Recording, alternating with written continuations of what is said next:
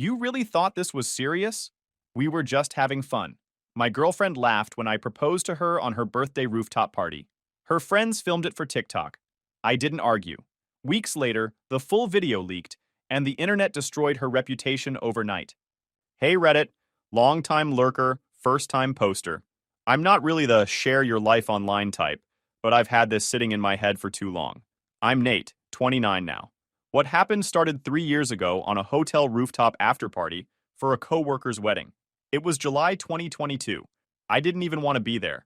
My friend Kyle dragged me because he didn't want to go solo. I was sitting near the bar, half on my phone, when this girl walked in. Lena. She wasn't loud, but everyone noticed her. The kind of person who fills a room without trying. She joked with strangers, danced, and somehow ended up sitting next to me after bumping my chair. We talked about dumb stuff, how bad the wedding playlist was, her weird fear of pigeons, fries and milkshakes. She said that was gross. I said she was missing out. She laughed so hard I remember thinking, I could listen to that forever. Later, we left at the same time, found a food truck, and shared fries on the hood of her friend's car. It felt easy, like we'd known each other for years. A week later, we were dating. That first year was smooth. We took random trips, had movie nights that lasted till morning, met each other's friends.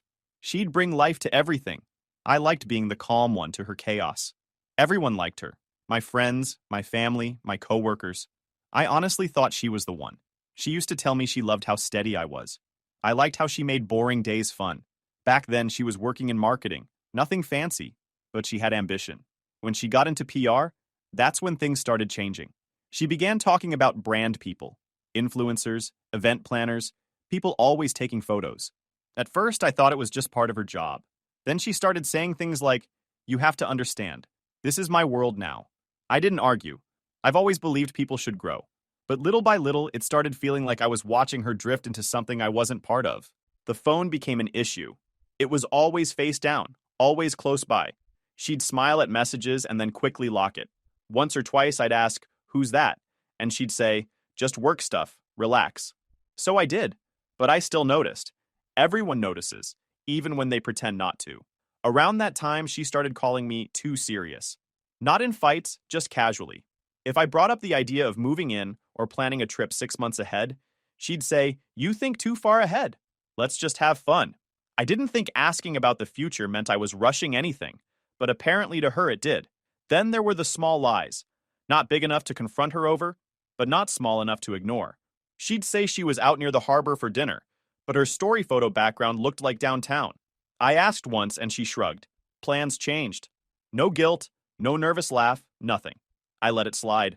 There were other things too, like how she stopped calling me her boyfriend in public, started saying my guy. First time, I thought it was a joke. Third time, I realized it wasn't. She'd also start scrolling while we talked, laughing at her phone mid-conversation. I'd pause. She'd say, sorry, what were you saying? After a while, I stopped repeating myself. She still had her sweet moments, though. Random texts, small gifts, the I miss you kind of stuff that makes you forget everything else. I think that's what kept me there longer than I should have been. When she was good, she was great. But when she pulled away, she made me feel like I was asking for too much just by wanting honesty. One night we were watching something at her place, and her phone lit up. She laughed, typed fast, and flipped it face down again. I didn't say a word, but she caught me glancing. You're not about to get all jealous, right? She asked. I said, not really. She smiled, kissed my cheek, and said, good. I like that about you. It felt like she was testing how far she could push before I reacted. Eventually, I started writing down small things on my phone. Times, places, things she said that didn't match later. Not to trap her, just to keep myself from feeling crazy. She was already halfway out the door. I just hadn't realized she'd been planning her exit while I was still planning her birthday. Lena's 26th birthday was coming up, and she'd been talking about it nonstop for weeks. She wanted something elevated, her word. A rooftop dinner with friends, family, and her PR coworkers. She'd been trading mood boards with Maya and talking venues. I mirrored her brief so the night would still feel like hers. She called them her content circle. I barely knew them, but I knew what she meant. The people always filming everything. When she mentioned the rooftop, I already knew which one she'd pick. The hotel where we met 3 years ago. She still called it her lucky spot. So, without telling her, I booked it. I looped Maya to handle her side's guest list and logistics, so Lena wouldn't trace the details back to me. I figured if she wanted a perfect night, I'd make it happen. That's when I decided I'd propose. I'd been thinking about it for months but kept hesitating. Lately, something had felt off, but I pushed the thought away. I figured maybe doing it on her birthday would remind both of us who we were before things got messy. Everyone important would be there. It would be simple, natural, just a quiet proposal surrounded by people who mattered to her. I planned everything myself, booked the private rooftop section, hired an acoustic guitarist, asked the hotel to set up warm string lights and gold table decor to match her theme. The manager told me it was a popular spot for proposals. That felt like a good sign. The ring wasn't huge, but it was custom made, a silver band with a pear-shaped diamond. Months ago, she joked she liked weird-shaped stones that looked like raindrops. I remembered that one small comment. I thought she'd be touched I did. I told Kyle, my best friend, about the plan. He helped me talk through the timing. After dinner, after cake, when everyone was still seated and calm, I'd stand up, say a few words, cue the guitarist, and ask. No dramatic speeches, just honest words. What I didn't tell anyone was that I'd be recording it. I placed a small GoPro near one of the rooftop lanterns before guests arrived. I wasn't planning to post anything. I just wanted a record, something real. Maybe it sounds paranoid, but I'd seen what people online could do with clips. A few days before the dinner, I texted Jade, one of Lena's quieter friends. She was never the loud type, never part of the content group. I asked if Lena seemed okay lately, just to make sure I wasn't missing something. Jade took a while to respond. When she did, it was short. She's fine. Just be ready for anything. I asked what she meant, but she never replied. That line stuck in my head. I almost canceled the whole thing that night, but I convinced myself I was overthinking. The week before her birthday, Lena was glowing, always on calls, picking outfits, talking about angles, lighting, and photographers. Maya had this habit of DMing friends' exes for collab ideas. People laughed it off, but it always felt a little too cozy. Lena'd send me messages like, "You better wear something that matches my theme," followed by laughing emojis.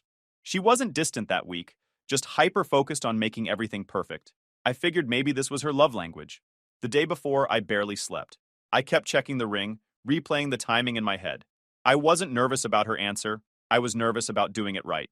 Kyle called and asked, "You sure about proposing on her birthday?" Some people think that's bad timing. I told him, "She loves when the spotlight's on her. This is her night. I just want to make it better." He said, "All right, just keep your expectations real." I got to the hotel early the next evening, helped the staff set up the tables, checked the lights, made sure the guitarist had the right cue. Everything looked perfect. The weather was perfect. The GoPro's little red light blinked faintly behind one of the planters, invisible to anyone else. The night of Lena's birthday was perfect. The kind of night people post about for weeks. Warm air, city skyline glowing, string lights stretched across the rooftop. The tables were set in gold and white, candles flickering against the glass. I got there early to check everything.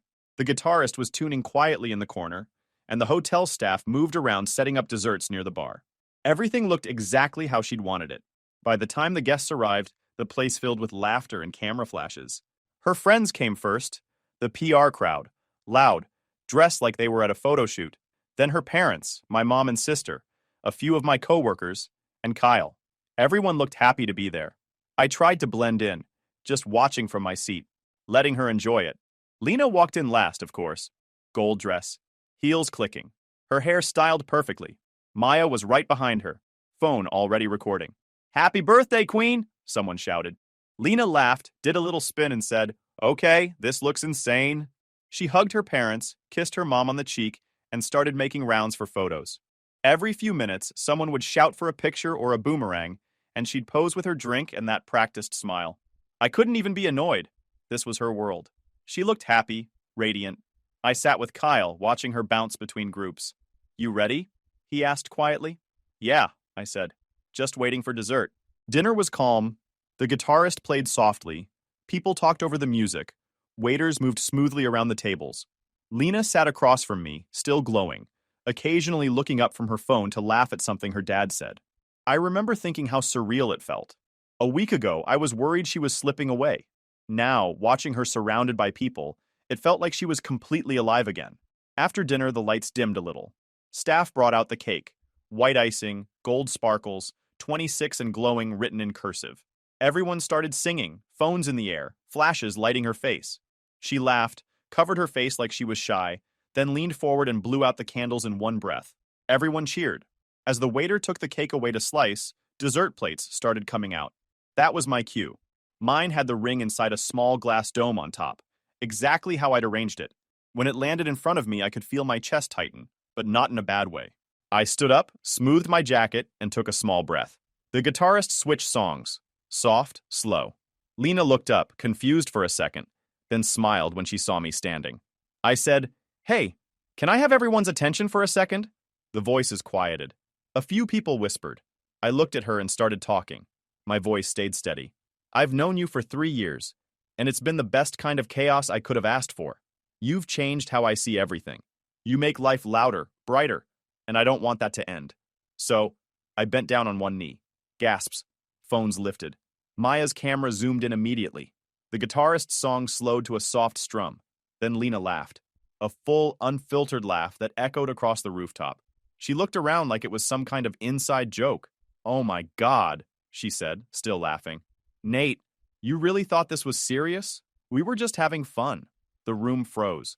Even the guitarist stopped. I stayed there for maybe 2 seconds before standing up. I didn't look angry. I just stopped moving. She still had her hand over her mouth, half smiling, eyes darting toward Maya. Maya kept filming, the phone steady, a grin tugging at her face. I reached for the dome, picked up the ring, slipped it back into my pocket. I looked at Lena and said, "Got it.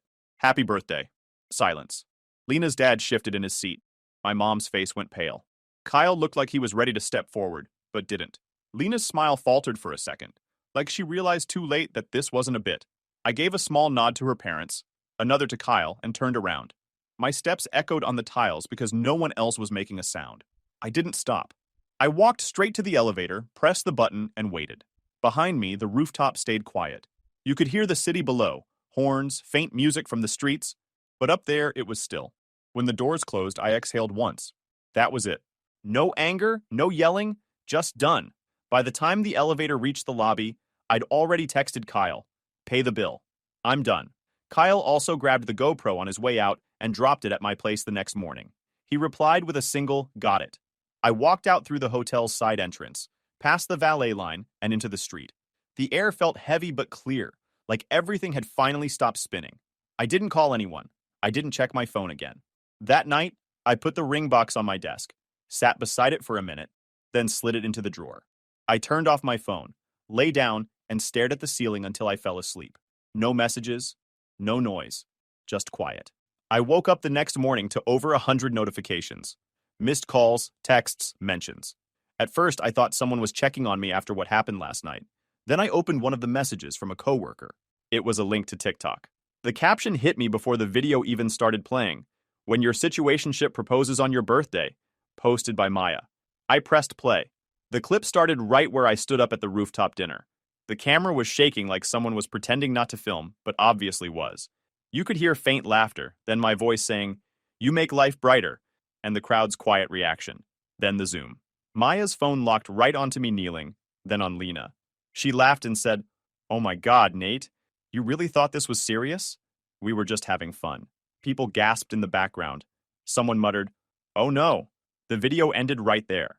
Not showing me standing, not showing me walking away. Just the most humiliating 10 seconds. The clip had already passed 2 million views. Comments were everywhere. "She's brutal but honest. He's gonna remember that laugh forever. Why would he even do this at her party?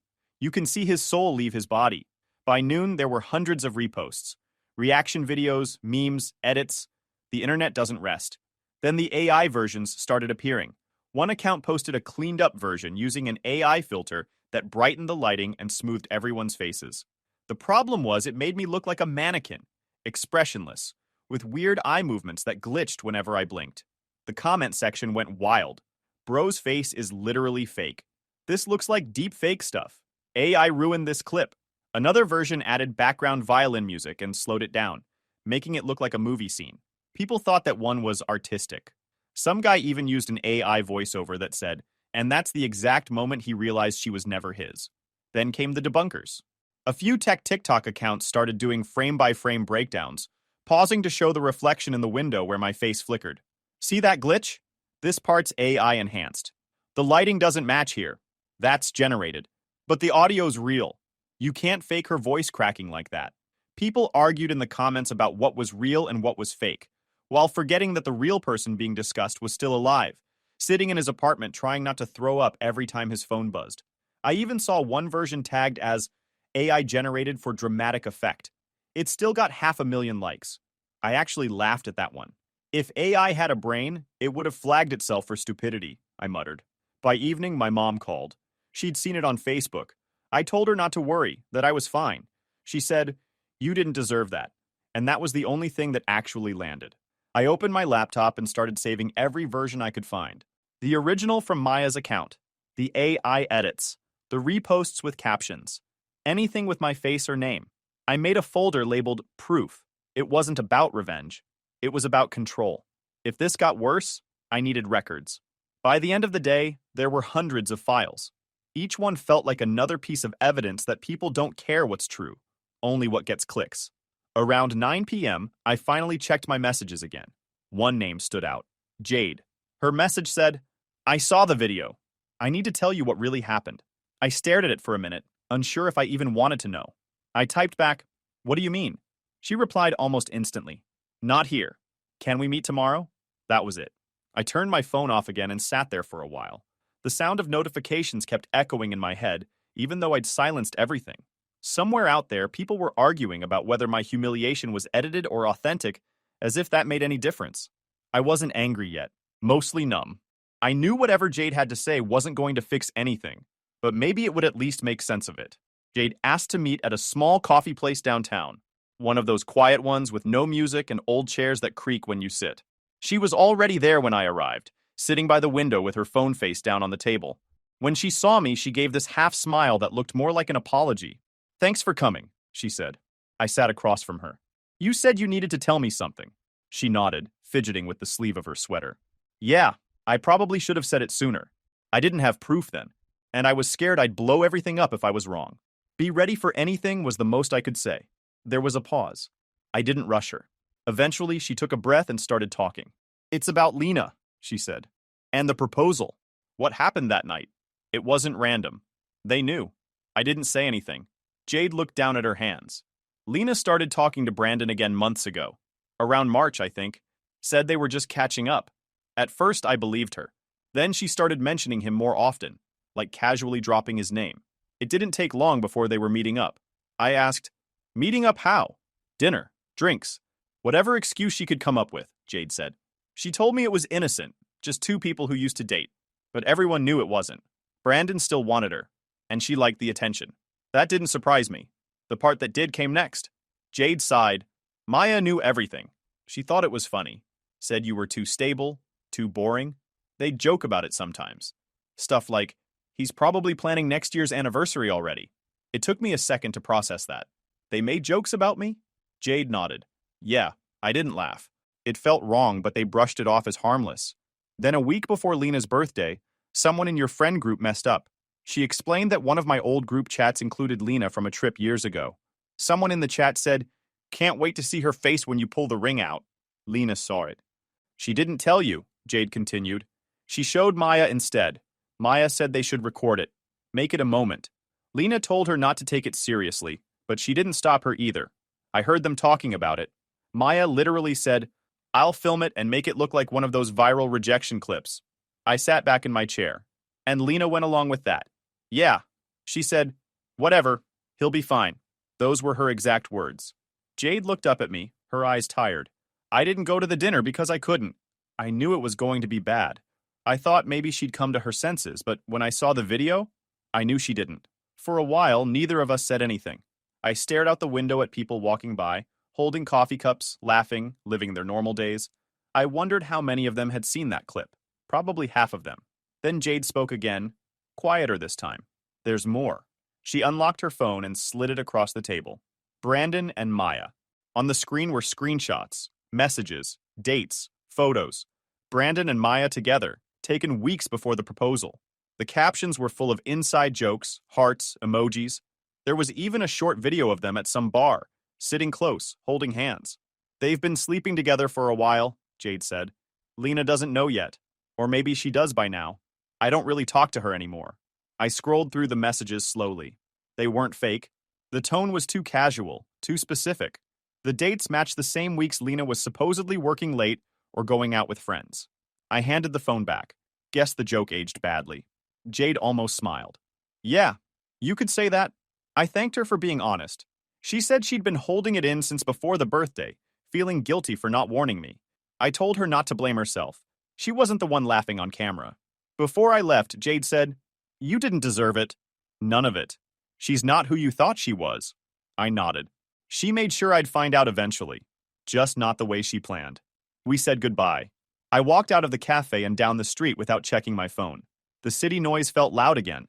Car horns, crosswalk beeps, conversations blending together. I wasn't angry. I wasn't sad. I just felt done.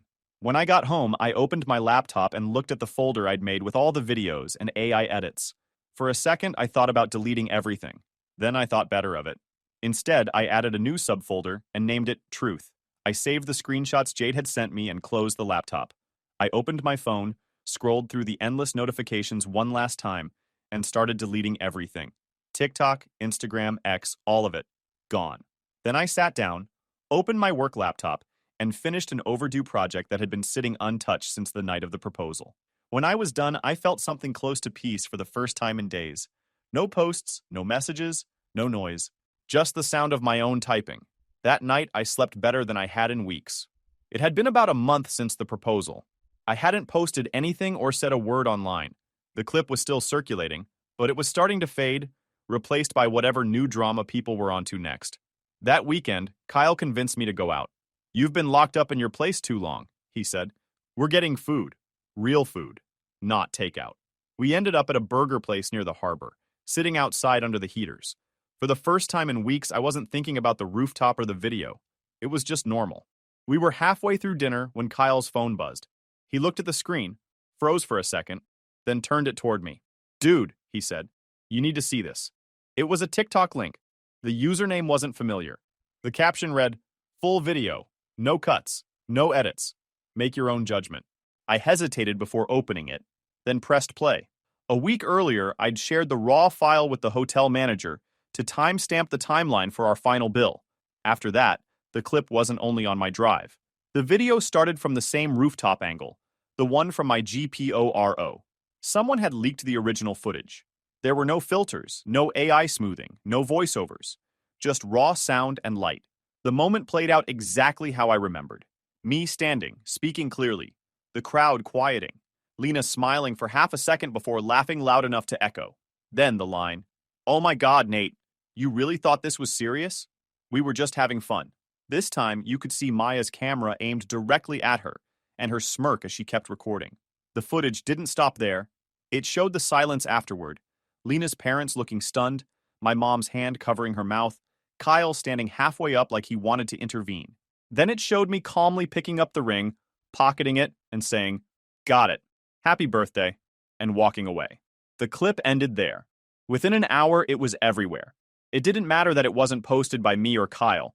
Once it hit Reddit and TikTok, it spread fast. People started noticing the difference. Wait, this isn't how the viral version looked. He handled that better than most people would have. The comments flipped overnight. She's straight up cruel. Now that I've seen the full video, I feel sick for him. AI creators who'd made joke edits started deleting their posts.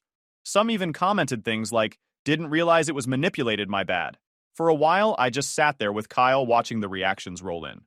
The video was already at 2 million views again, but this time the tone was completely different. Kyle said, "You should post something. People would finally see your side." I shook my head. No point. The truth's out already. It'll speak for itself. We didn't post it because we didn't need to. The second you defend yourself online, you look guilty even when you're not. Silence does the job better. That night, Lena's name started trending. Not mine.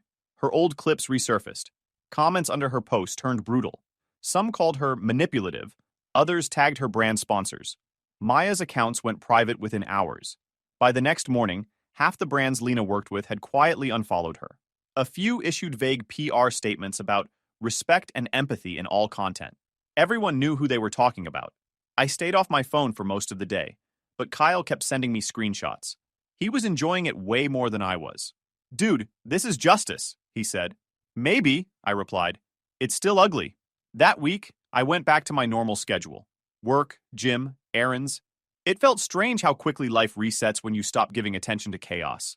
I started cooking again, fixed the leaky kitchen tap, even visited my parents for dinner. My mom hugged me a little longer than usual and said, "You handled everything with class." I didn't have an answer for that. Jade texted me a few times, checking in. We started meeting for coffee once a week. Nothing serious, just easy conversation. She didn't bring up Lena much, but sometimes I could tell she still felt guilty for not warning me earlier. I told her to let it go. A couple of months passed quietly. The storm online had completely turned against Lena and Maya. Their content stopped getting likes. People started calling them out on every new post. Then, one night, Jade sent me a message that made me pause. "You might want to see this." It was a screenshot of another viral post. This time, not about me. Lena's ex, Brandon, had been exposed for cheating on her. Again. This time, with Maya.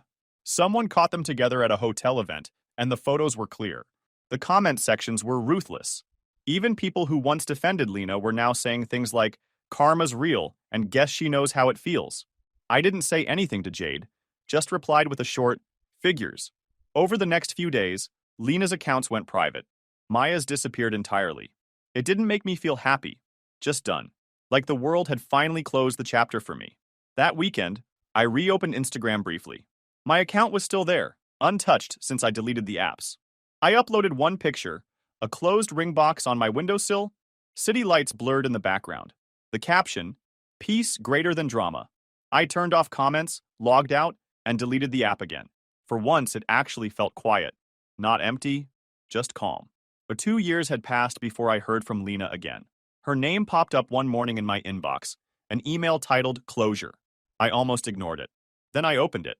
It was long, paragraphs stacked like she was trying to empty her guilt into the screen. She said she'd been in therapy, that she'd learned accountability. She said she'd lost everything. The followers, the brand deals, even friends. Maya had blocked her. Brandon was gone. Every post she made still got comments like "rooftop girl" or "we were just having fun." At the end, she wrote, "I know you don't owe me anything.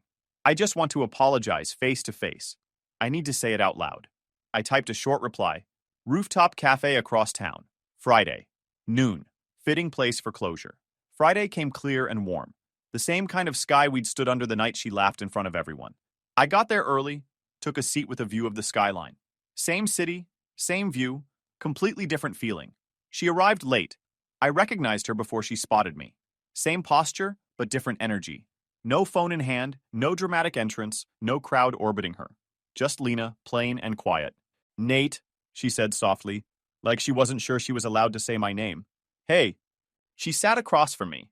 No makeup this time, hair pulled into a low bun, eyes tired. When the waitress came over, she barely looked up to order coffee. For a while, neither of us spoke. She just kept tracing the edge of the napkin with her finger. Finally, she said, "You look good." "Thanks," I said. She nodded, eyes flicking between her cup and me. I don't know where to start. I guess I deserve all of it. The hate, the comments. It's never stopped, you know? Every few months it goes viral again. People don't let it die. I didn't answer. "I lost everything," she continued. "The people who used to text me for collabs? Gone. The brands? Dropped me without a word. Even my old friends don't invite me anywhere. They don't want the attention." She laughed once. Not the same laugh from before, just empty. "I can't even go on dates. Everyone knows who I am before I sit down. I've become a joke." Silence again. Then, softly, "I think about that night all the time. How I looked at you. How I sounded. I don't even recognize myself in that video." I kept my tone even. "That version of you is still out there. Millions of people have seen it." Her eyes filled, but she blinked it back. "I know. That's why I wanted to see you. I just needed to say I'm sorry, Nate. I was awful. I don't expect you to forgive me, but I had to tell you." She wiped at her face quickly, like she didn't want me to see. Then she said, "I miss what we had. I miss who I was with you. You made me feel safe, real." I didn't see that until everything else disappeared. I don't know if it's too late, but I'd do anything to start over. Just one more chance to make it right. Her voice cracked on chance. She leaned forward, desperate, searching my face for something. Maybe softness, maybe nostalgia. I stayed calm. "You had that chance. You laughed in its face." She looked down. "I know, but I've changed. I swear I have. I'm not that person anymore. Please, Nate. Just let me show you. Her words hung in the air. She was trembling, trying not to break. Part of me almost felt sorry for her, but then I remembered the rooftop, the laughter, the months of silence after. Before I could answer, a voice came from behind. Sorry, I'm late, Jade said, walking up to our table. Lena froze. She turned her head slowly, eyes widening as Jade came closer. The sun caught the ring on her hand. Small, simple, elegant. Jade smiled at me. Traffic was a nightmare. I stood up, pulled out the chair next to me and said, Lena, you remember Jade, right? Lena's mouth opened but no sound came out. Yeah, she finally whispered. Of course I do. Jade sat beside me, her tone polite, calm. Hi, Lena. Lena stared at the ring. You two are... I nodded. Engaged. It was quiet for a few seconds. Then Lena laughed, but it came out shaky. Wow, you really moved on. Jade smiled slightly. Life doesn't wait for people to catch up. Lena looked down, her hand shaking around the coffee cup. I can't even hate you, she said quietly. You were always the one who tried to stop her. You were the only decent one in that whole group. Jade didn't respond. She didn't need to. Lena took a breath, trying to steady herself. I'm happy for you, she said, voice cracking again. I really am. I nodded once. I hope you mean that. She gave a weak smile, eyes glassy. I do. I just wish I'd figured things out before it was too late. I stood up, placing a few bills on the table. It already was, Lena. She looked up at me, eyes wet. Do you ever think about me? I met her gaze. Only when someone brings up what not to tolerate. Her lip trembled. She looked away fast, blinking hard, pretending to check her phone even though the screen was black. Jade and I turned to leave. As we walked past her, she didn't move. Her reflection in the cafe window showed her sitting completely still, shoulders hunched, face pale. People around her talked and laughed, but no one looked her way. Outside, the sunlight hit my face. Jade reached for my hand. You okay? She asked. Yeah, I said. Finally. We stood by the railing, looking out over the same skyline where everything once fell apart. Behind us, I could hear a chair slide against the floor. Lena getting up to leave. She walked out a few minutes later, head down, trying not to be noticed. No cameras, no friends, no spotlight. Just her and the sound of her heels fading into the city noise. That night, back home, I opened the drawer in my room. The old ring box was still there. I'd sold the ring months earlier.